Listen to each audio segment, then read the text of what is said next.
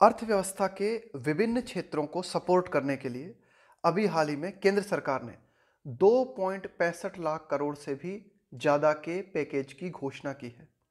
इसी संबंध में इस एडिटोरियल में हम चर्चा करने वाले हैं। टाइटल देखो, पवेयर ऑफ प्रॉमिस। देखो ये जो शब्द आया है ना, पवेयर, इसका मतलब होता है सेलर, मतलब विक्रेता, जो कि विभिन्न प्रकार के सामान या सेवाओं को बेचता है।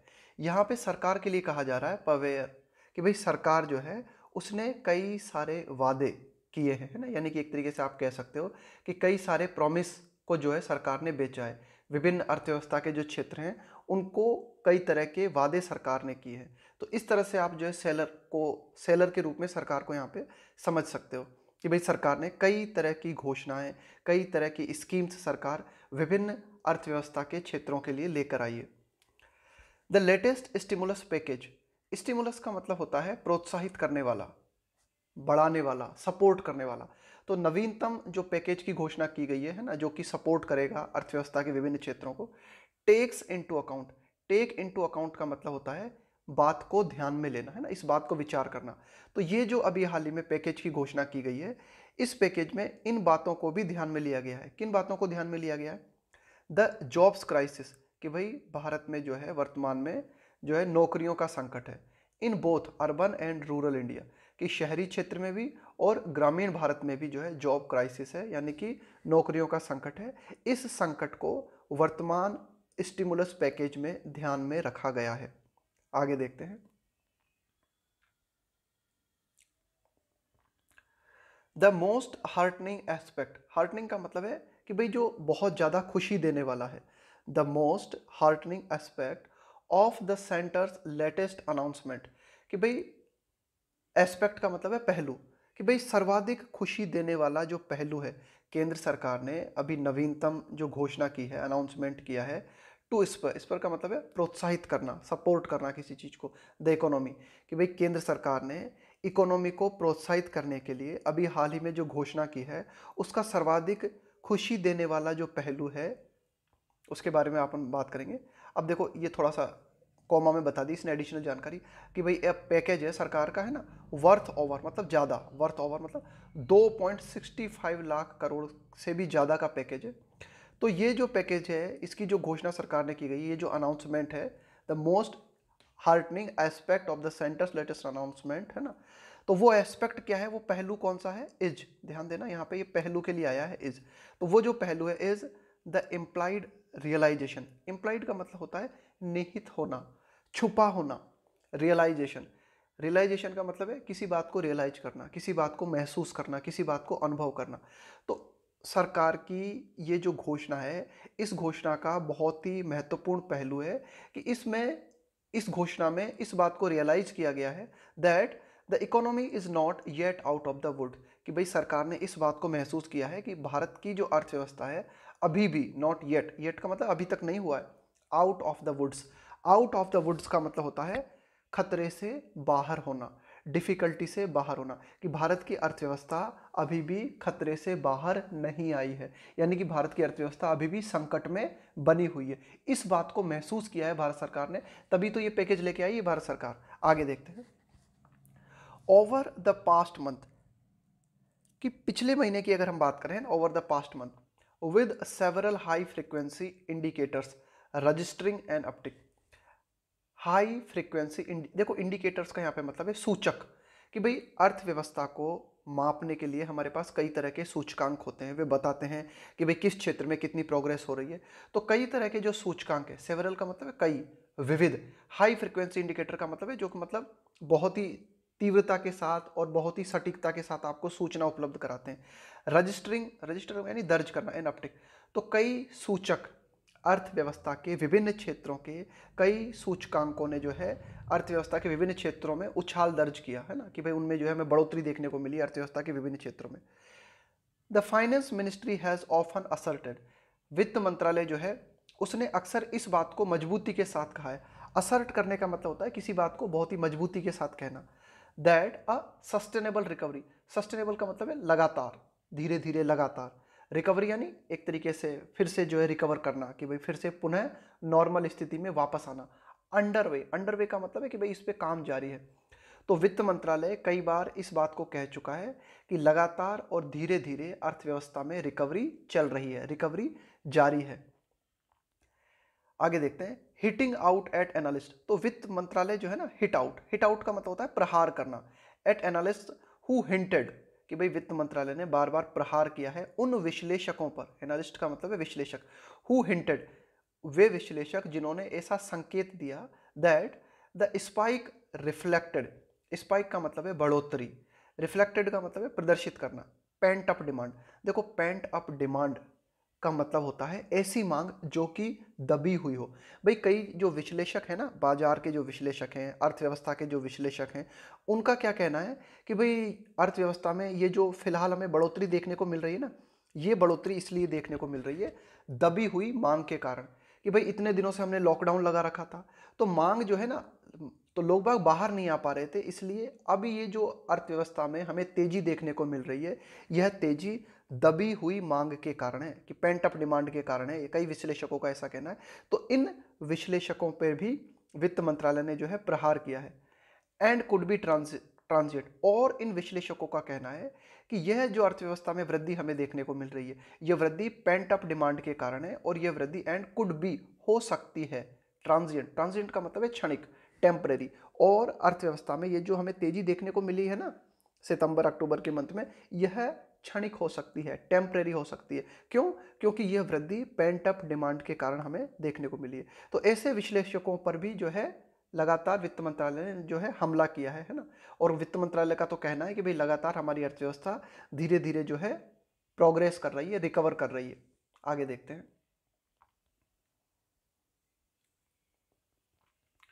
From that stand point, from that stand point, अगर हम स्टैंड पॉइंट का मतलब होता है दृष्टिकोण, अगर हम इस नज़रिए से देखें है ना, इस नज़रिए से अगर हम बात करें, द फ्रेश स्टिमुलस, कि भाई ये जो नवीनतम स्टिमुलस, स्टिमुलस का मतलब यही होता है कि ये जो प्रोत्साहन दिया गया है सरकार की तरफ से, नवीनतम ये जो पैकेज की घोषणा की गई है, exactly a month after the LTC cash voucher, exactly a month, बिल्कुल ठीक एक महीने बाद। इसके पहले सरकार एक स्कीम और लेके आई थी, वो स्कीम थी एलटीसी कैश वाउचर।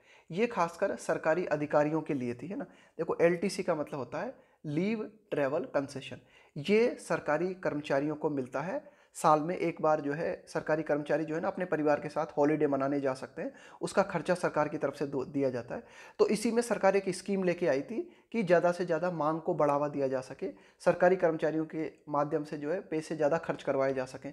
तो एक स्कीम लेके आई थी सरकार एलटीसी कैश वाउचर से संबंधित। अब इसके एक महीने बाद सरकार ये नई स्कीम लेके आई है, नए पैकेज लेके आई है, टू रिवाइव स्पेंडिंग, रिवाइव यानी पुनर्जीवित करना, स्पेंडिंग मतलब लोगों के द्वारा जो पैसा खर्च किया जाता है ना, उसके लिए कहा गया है स्पेंडिंग, कि भाई लोग बाग ज़्यादा से ज़्यादा पैसे खर्च करें, ज़्यादा से ज़्यादा सामान खरीदें, ताकि डिमांड बढ़े, डिमांड बढ़े तो प्रोडक्शन बढ़े, कुल मिला के ओवरऑल इकोनॉमी को सपोर्ट मिले।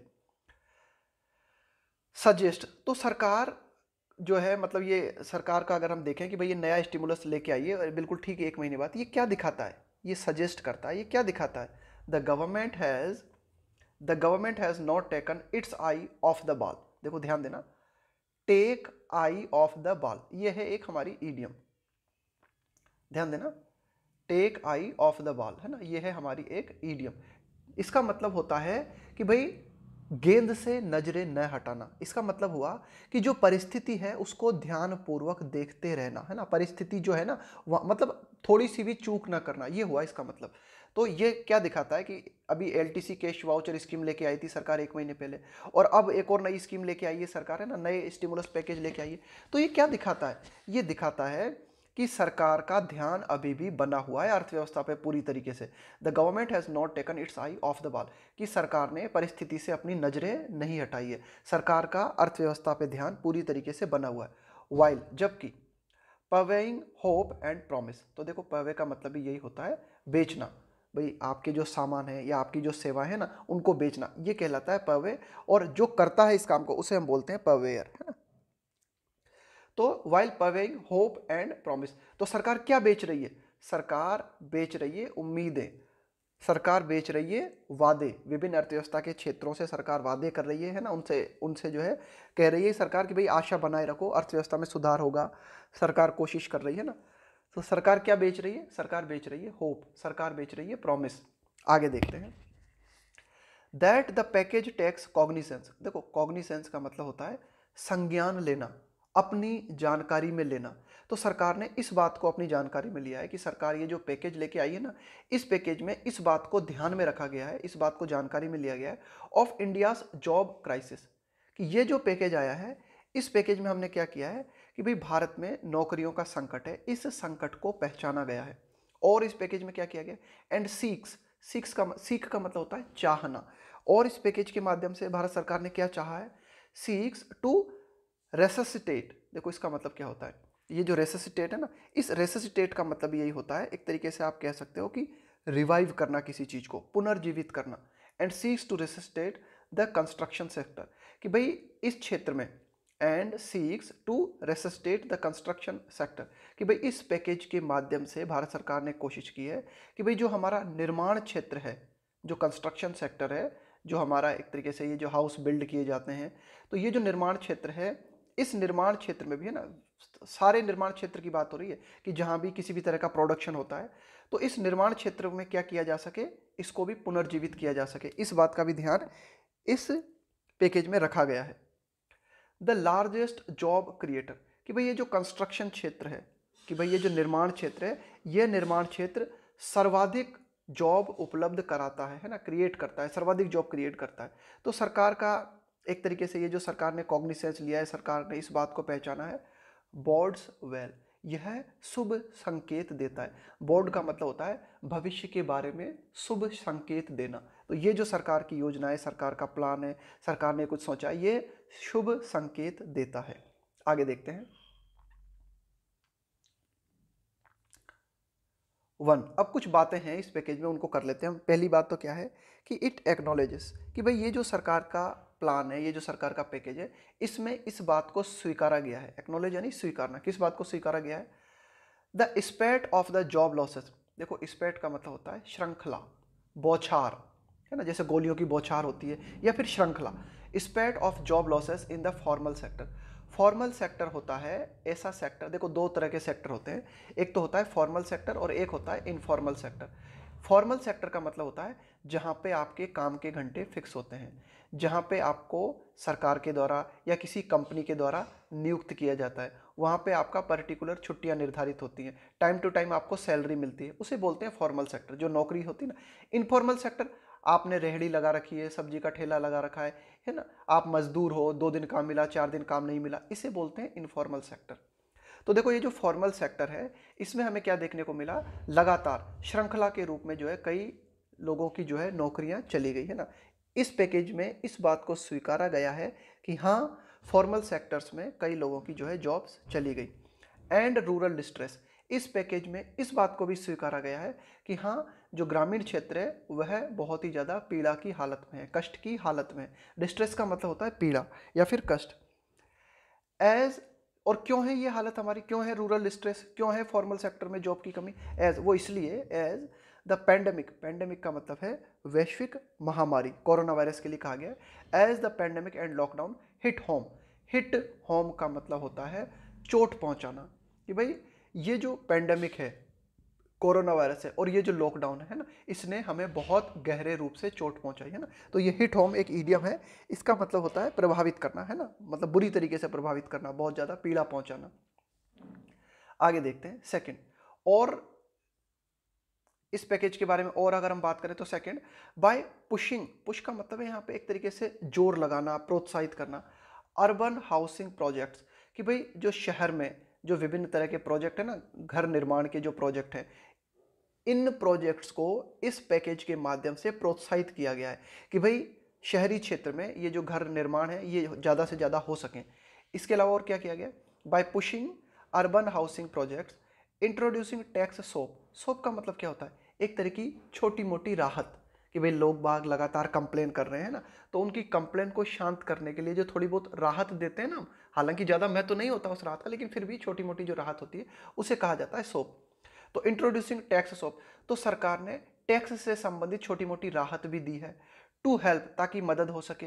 Primary sales of unsold units, primary sales of unsold unit, कि ऐसी यूनिट्स, ऐसे प्रोडक्ट्स जो कि नहीं बिक पाए हैं पैंडेमिक के चलते और कोरोना वायरस के चलते वर्थ अप टू ₹2 करोड़, है ना, 2 करोड़ की एक तरीके से ये जो सरकार ने टैक्स सौंप दिए ना, ये सरकार को कितना खर्चा उठाना पड़ेगा ये टैक्स सौंप के माध्यम से? 2 करोड़ रुपए तक का।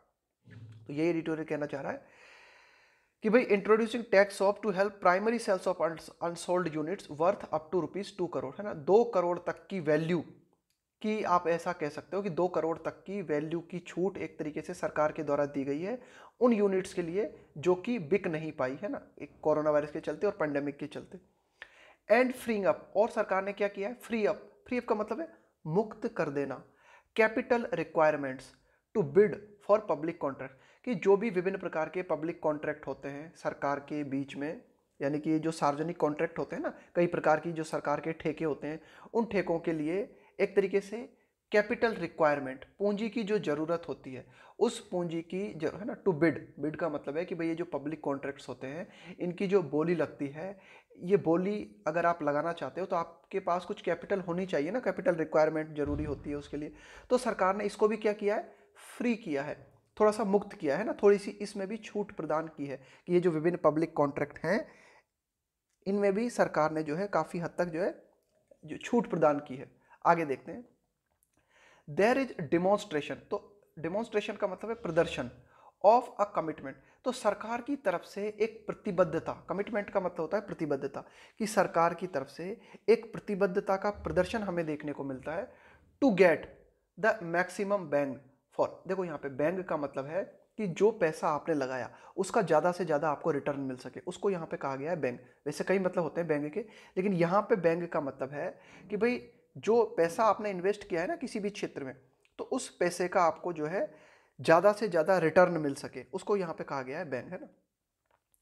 तो सरकार ने जो है there is demonstration of commitment, कि भाई इस बात की प्रतिबद्धता, इस बात का प्रदर्शन हमें देखने को मिलता है to get the maximum bang for each precious fiscal rupee, कि भाई सरकार का, प्रीसियस का मतलब है मूल्यवान, फिस्कल यानी वित्तीय, कि सरकार का प्रत्येक वित्तीय रुपया, प्रत्येक मूल्यवान रुपए के लिए सरकार जो है ज़्यादा से ज़्यादा रिटर्न चाहती है बाय फोकसिंग, ध्यान केंद्रित करते हुए, ऑन अ सेक्टर, एक ऐसे सेक्टर पे विथ मल्टीप्लायर इफेक्ट, कि भाई सरकार हर सेक्टर पे अपना ध्यान केंद्रित कर रही है और सरकार की कोशिश है कि जो भी रुपया सरकार किसी भी सेक्टर पे लगा रही है तो उस सेक्टर से ज़्यादा रिटर्न मिल सके विथ मल्टीप्लायर इफेक्ट, कि भाई ठीक है सरकार जो है अगर हेल्प कर रही है 1 रुपए की, तो सरकार उम्मीद कर रही है कि 1 से 4 रुपए या 1 से 10 रुपए जो है सरकार को मिल सके। मल्टीप्लायर इफेक्ट का मतलब है कई गुणक के रूप में प्रभाव प्राप्त हो सरकार को, है ना। मल्टीप्लायर मतलब विविध, है ना, गुणक के रूप में आप कह सकते हो। इफेक्ट का मतलब है प्रभाव, कि भाई सरकार जो भी पैसा लगा रही है तो सरकार ये उम्मीद कर रही है कि उसे मैक्सिमम बैंग मिले, है ना। मैक्सिमम बैंग का मतलब है यहाँ पे कि भाई सरकार के द्वारा जो भी 1-1 रुपया इन्वेस्ट किया जा रहा है ना, उस 1-1 रुपये का सरकार जो है मतलब बिल्कुल सूद समेत जो है वापस करना चाहती है, मतलब चाहती है सरकार कि उसके बेटर रिजल्ट्स मिले। आगे देखते हैं। Apart from creating formal and informal job, apart from का मतलब है इसके अलावा, क्रिएटिंग का मतलब है क्रिएट करते हुए, पैदा करते हुए, फॉर्मल एंड इनफॉर्मल जॉब, कि भाई ठीक है ये कोशिश तो कर ही रही है सरकार कि जो है फॉर्मल क्षेत्र में और इनफॉर्मल क्षेत्र में जो है ज़्यादा से ज़्यादा जॉब क्रिएट हो सकें। तो ये जो सरकार का प्लान है, ये सरकार का प्लान जो है फॉर्मल और इनफॉर्मल सेक्टर्स में जॉब तो क्रिएट करेगा ही, साथ ही साथ ये जो सरकार का पैकेज है ये क्या करेगा? दिस वुड ड्राइव अप का मतलब है चलाना, कि यह पैकेज जो है चलाएगा, किस चीज़ को चलाएगा? डिमांड, यानी कि डिमांड को बढ़ाएगा ये package for steel, cement and other materials, कि सीमेंट है, स्टील है, इन क्षेत्रों में डिमांड को भी ये पैकेज प्रोत्साहित करेगा, साथ ही साथ फॉर्मल और इनफॉर्मल जॉब्स तो बढ़ाएगा ही। आगे देखते हैं।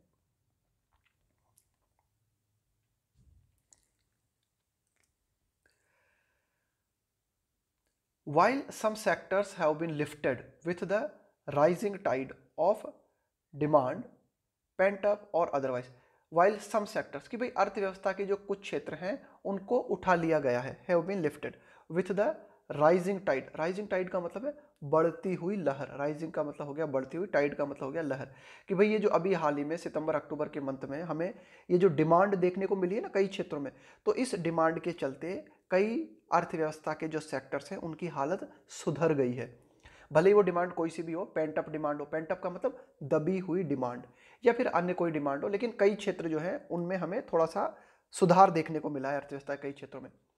Following the unlocking in September and October, following का मतलब अनुसरण करते हुए, के बाद में, कि भाई अनलॉक की प्रक्रिया शुरू हुई, कि भाई ये जो लॉकडाउन लगा हुआ था इसको अनलॉक किया हमने, धीरे धीरे लॉकडाउन को हटाया सितंबर और अक्टूबर में। तो सितंबर और अक्टूबर में जब हमने लॉकडाउन को हटाया तो लॉकडाउन के हटाते ही हमें जो है एक डिमांड की लहर देखने को मिली, और इस डिमांड की लहर के चलते, भले ही वो डिमांड पेंट अप हो या कोई सी भी डिमांड हो, तो इस डिमांड की लहर के चलते कई जो अर्थव्यवस्था के सेक्टर्स थे उनकी हालत में सुधार आया।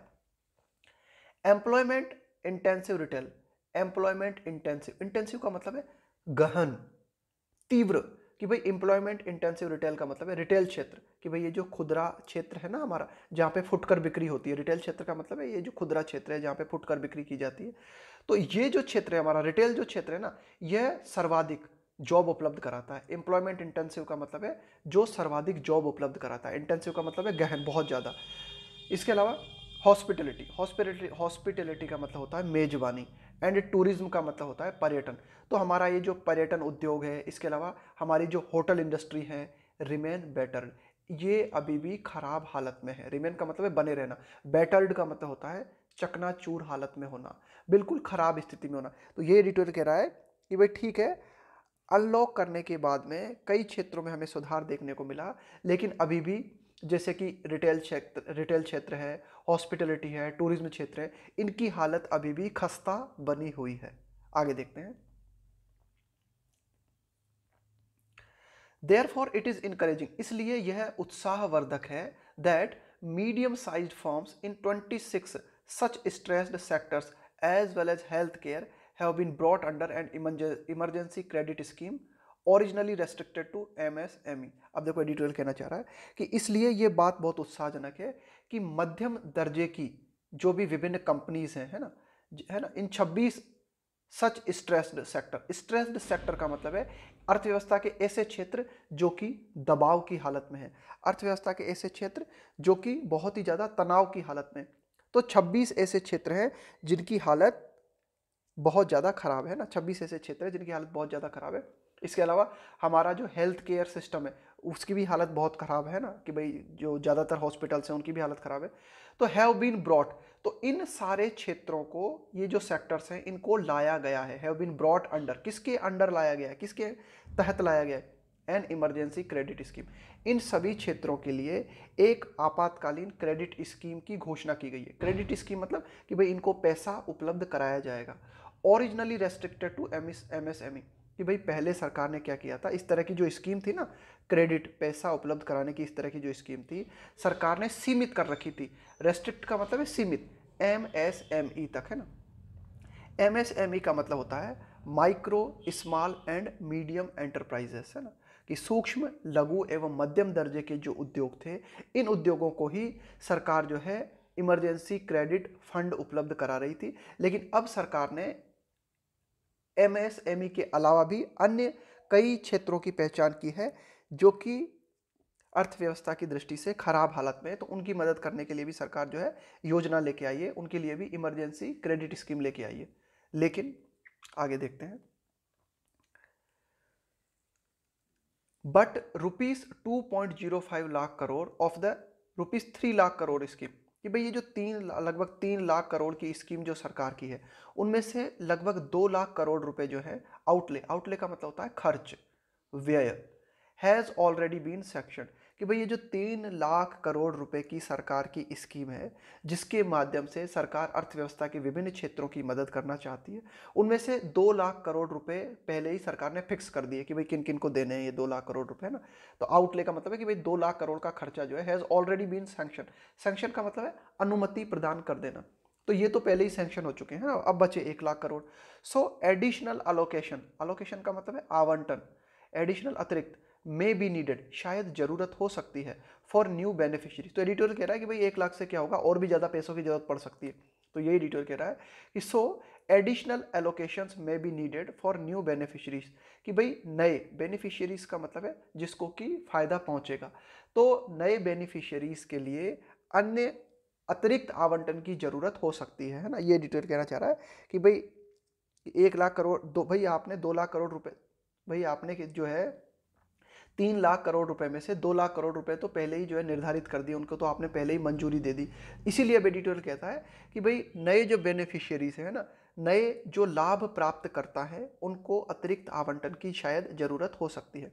आगे देखते हैं स्टिमुली। ये स्टिमुली का मतलब भी यहाँ पे यही है कि ये जो प्रोत्साहन है, सच एज जैसे कि 1.46 lakh crore as incentives for domestic manufacturing investment, कि भाई जैसे कि सरकार ने एक तरीके से प्रोत्साहन दिया है, जैसे कि 1.46 लाख करोड़ रुपए का करोड़ इंसेंटिव। इंसेंटिव का मतलब यही होता है एक तरीके से प्रोत्साहित करने के लिए जो राशि दी जाती है ना, उसे बोलते हैं incentive. For domestic manufacturing investment, कि घरेलू रूप से जो निर्माण किया जाता है उसमें इन्वेस्ट करने के लिए, डोमेस्टिक मैन्युफैक्चरिंग इन्वेस्टमेंट, की भाई इन 10 सेक्टर्स, कि भाई 10 क्षेत्रों में। कौन से 10 क्षेत्र हैं? जिनमें कि घरेलू रूप से निर्माण किया जाता है ना, उससे निवेश, उसमें निवेश से संबंधित 1.46 लाख करोड़ रुपए सरकार ने दिए हैं। आप ये कह सकते हो कि भाई ये जो डोमेस्टिक मैन्युफैक्चरिंग क्षेत्र है, इस क्षेत्र को सपोर्ट करने के लिए ना, इसमें 10 सेक्टर्स हैं, उन 10 सेक्टर्स को सपोर्ट करने के लिए सरकार ने 1.46 लाख करोड़ रुपए दिए हैं। तो एडिटोरियल कहता है कि भाई ठीक है, ये जो मदद की गई है ना 10 क्षेत्रों की 1.46 लाख करोड़ रुपए के माध्यम से, ये जो हमारा डोमेस्टिक मैन्युफैक्चरिंग क्षेत्र है, इसकी जो मदद की गई will take years to play out. अब ये जो पैसा हमने लगाया है, इसका लाभ हमें मिल सके, उसमें अभी कई वर्ष लगेंगे। प्ले आउट का मतलब है कि भाई अब कैसा घटित हैपन होना, घटित होना, कि भाई ये जो 1.46 लाख करोड़ रुपए लगाए हैं आपने इन विभिन्न 10 क्षेत्रों में, डोमेस्टिक मैन्युफैक्चरिंग क्षेत्र में है ना, घरेलू निर्माण क्षेत्र में, इनका आपको फायदा दिखेगा कई सालों के बाद, है ना। तो प्ले आउट का मतलब है कि भाई परिस्थितियों का घटित होना, कि भाई ये जो आपने पैसा लगाया धीरे धीरे धीरे धीरे कैसी परिस्थितियां बनेंगी और इसका रिजल्ट आपको मिलेगा, इसमें अभी कई साल लगेंगे। आगे देखते हैं टर्मिंग। टर्मिंग का मतलब है करार देते हुए, है ना। ₹900 करोड़ आउटले का मतलब है खर्चा फॉर कोविड-19 वैक्सीन, कि भाई सरकार ने कोविड-19 वैक्सीन के लिए 900 करोड़ रुपए का खर्चा किया है और इस खर्चे को कहा है, करार दिया है। टर्मिंग का मतलब है करार देते हुए, कि 900 करोड़ रुपए के खर्चे को करार देते हुए। क्या करार देते हुए? रिसर्च, कि भाई ये जो वैक्सीन पे रिसर्च की जा रही है ना, स्टिमुलस, इसको भी सरकार ने स्टिमुलस कहा है, कि भाई इसको भी सरकार ने कहा है कि ये भी अर्थव्यवस्था को प्रोत्साहित करने के लिए किया गया खर्चा है।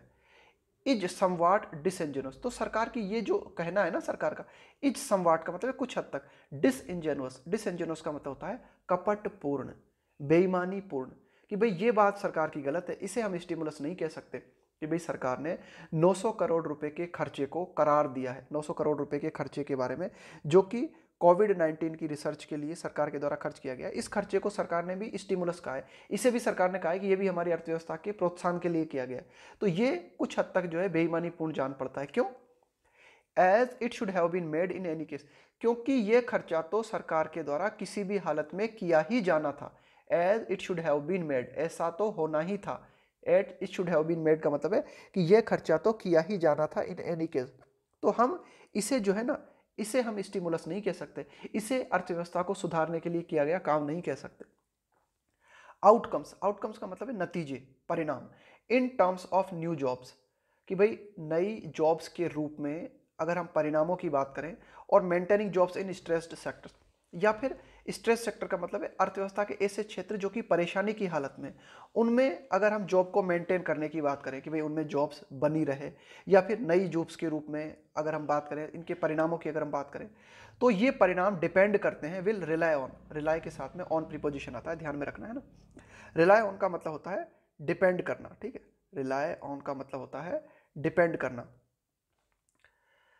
तो आप ये कह सकते हो कि परिणाम, किन क्षेत्रों के परिणामों की बात कर रहे हैं हम? नई जॉब्स की बात हो, या फिर जो स्ट्रेस्ड सेक्टर्स हैं उनमें जॉब्स को मेंटेन करने की बात हो, तो ये जो जॉब्स हैं ये डिपेंड करेंगी किस चीज पर?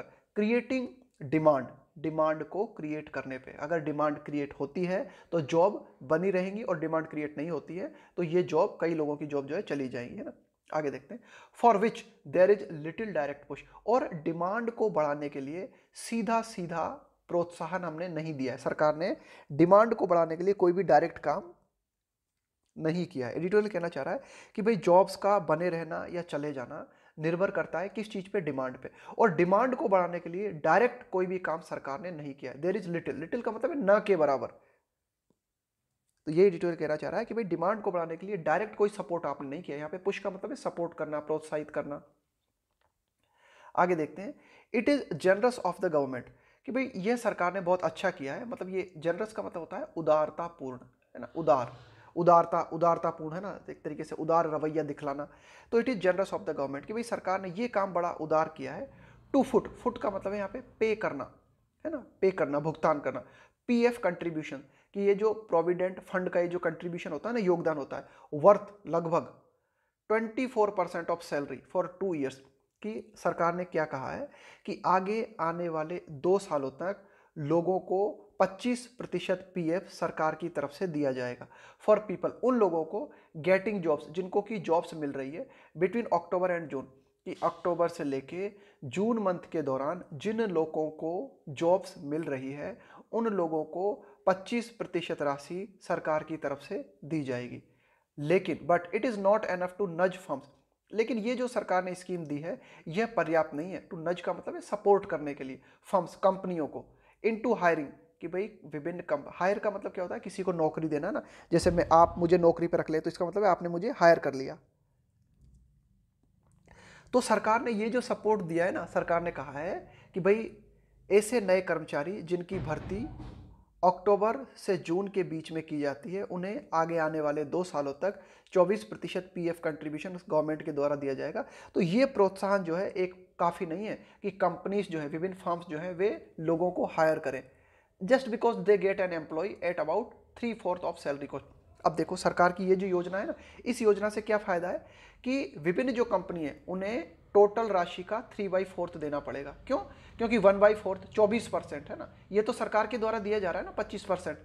तो कुल मिला के तो सरकार इस स्कीम को क्यों लेके आई? इस स्कीम को इसलिए लेके आई सरकार कि भाई जो विभिन्न कंपनीज हैं वे विभिन्न एम्प्लॉयज़ को नौकरी दे सके। क्यों? क्योंकि कंपनीज को 3/4 ही राशि देनी पड़ेगी, क्योंकि 1/4 लगभग 24% राशि तो सरकार के द्वारा दी जा रही है। लेकिन इतना काफ़ी नहीं है, ये एडिटोरियल कहना चाह रहा है कि it is not enough to nudge firms, कि भाई ये काफ़ी नहीं है कि विभिन्न जो कंपनीज हैं उनको प्रोत्साहन मिले कि हाँ वे हायर कर लें, जस्ट बिकॉज सिर्फ इसलिए कि उनको एक एम्प्लॉय मिल रहा है एट अबाउट लगभग 3/4 ऑफ सैलरी कॉस्ट, है ना, कि भाई जो वास्तविक सैलरी है उसका सिर्फ 3/4 उन्हें देना पड़ रहा है। लेकिन ये इतना काफ़ी नहीं है। आगे देखते हैं कि अनलेस देयर इज, जब तक, unless there is a foreseeable का मतलब है जिसे आप भविष्य के बारे में देख सको, जिसके बारे में आप पूर्वानुमान लगा सको। There is a foreseeable demand pickup, कि जब तक, पिकअप का मतलब क्या होता है, रफ्तार पकड़ लेना ना, जैसे गाड़ी आपकी पिकअप मतलब स्पीड पकड़ ले। तो जब तक डिमांड जो है वह रफ्तार नहीं पकड़ लेती है ना, जब तक हमें इस बात का पूर्वानुमान नहीं लग जाता, जब तक हमें ये दिखाई नहीं दे जाता कि हाँ डिमांड जो है रफ्तार पकड़ सकती है, तब तक ये जो सरकार स्कीम लेके आई है ना 24% पीएफ का योगदान देना ना, इसका भी ऐसा लगता है कि विभिन्न कंपनियां ज़्यादा प्रोत्साहित नहीं होंगी। फ्यूचर मेजर्स, कि भाई भविष्य के लिए हम जो भी उपाय करें शुड बी सिंपलर, वे बहुत ही सिंपल होने चाहिए। विथ अ टेम्पलेट का मतलब होता है नमूना, for economic activities to scale up और डाउन, कि भाई स्केल अप और down depending on the infection trend, कि भाई भविष्य में हम जो भी उपाय करें अर्थव्यवस्था को सुधारने के लिए वे बहुत ही सिंपल होने चाहिए, वे इस नमूने पे आधारित होने चाहिए, इकोनॉमिक एक्टिविटीज़ को देख के किए जाने चाहिए जो भी उपाय, कि भाई अगर इकोनॉमिक एक्टिविटीज़ में सुधार होता है या फिर गिरावट होती है depending on the infection trend. अब इकोनॉमिक एक्टिविटीज़ में सुधार आना या इकोनॉमिक एक्टिविटीज़ में गिरावट आना ये किस चीज़ पे डिपेंड करता है? कोरोना वायरस के इन्फेक्शन पे। ट्रेंड का मतलब होता है कि भाई चलन, कि भाई कोरोना वायरस बढ़ रहा है या घट रहा है, उसी अनुसार मांग भी बढ़ेगी या घटेगी। इसी नमूने को फॉलो करते हुए सरकार को अपने आर्थिक राहत के उपाय लेकर आने चाहिए। दिस वुड हेल्प, अगर इस तरह से सरकार करती है तो इससे मदद मिलेगी। फर्म्स, विभिन्न कंपनियों को मदद मिलेगी। प्लान ऑपरेशंस, कि भाई विभिन्न कंपनियां जो है अपने उनके जो ऑपरेशन है, काम करने के तरीके हैं, उनको उनकी योजना बना सके विदाउट वरिंग, बिना किसी चिंता के। About the next official dictate, ये जो डिक्टेट है ना, इस डिक्टेट का मतलब होता है कठोर आदेश। Under the disaster management act, आपदा प्रबंधन कानून जो है उसके तहत सरकार कई बार जो है कठोर आदेश जारी करती है। तो इन आदेशों के चलते विभिन्न जो कंपनीज होती हैं उनकी चिंताएं बढ़ जाती हैं। तो इन चिंताओं को अगर हम चाहते हैं, कम करना चाहते हैं, तो हमें क्या करना होगा? उसके लिए हमें भविष्य में जो भी सरकार प्लान लेके आए, वो प्लान्स सरकार के बहुत ही ज़्यादा सिंपल होने चाहिए।